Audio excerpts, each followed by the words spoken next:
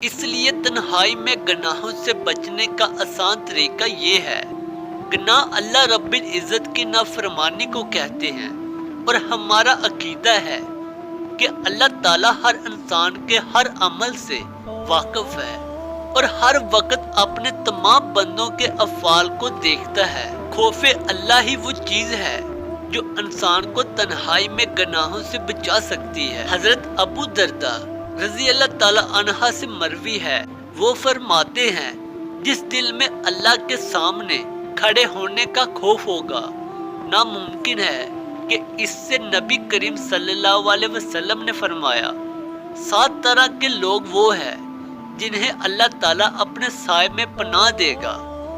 ایک وہ شخص بھی ہے جس نے تنہائی میں اللہ کو یاد کیا تو اس کی آنکھوں سے آنسو جاری ہوگے، ہو یا وہ چوری کرے۔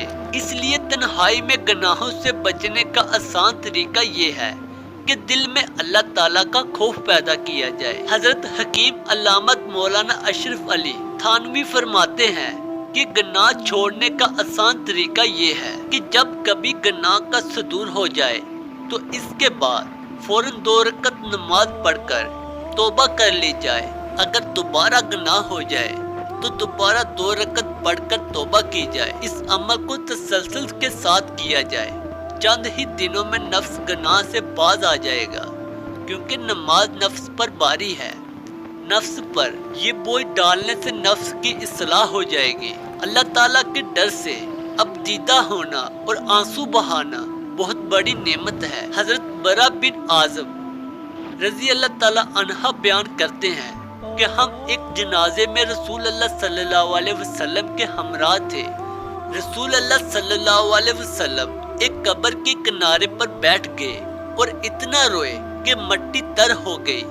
پھر فرمایا، بھائیو اس کے لیے تیاری کر لو۔ نبی کریم صلی اللہ علیہ وسلم نے فرمایا 7 طرح کے لوگ وہ ہیں جنہیں اللہ تعالیٰ اپنے سائے میں پناہ دیں گے۔ ایک وہ شخص بھی ہے جس نے تنہائی میں اللہ کو یاد کیا تو اس کی آنکھوں سے آنسو جاری ہو گئے۔ دعا ہے کہ اللہ تعالی ہم سب کو اس پر عمل کرنے کی اور اس کو آگے پھیلانے کی توفیق عطا فرمائے۔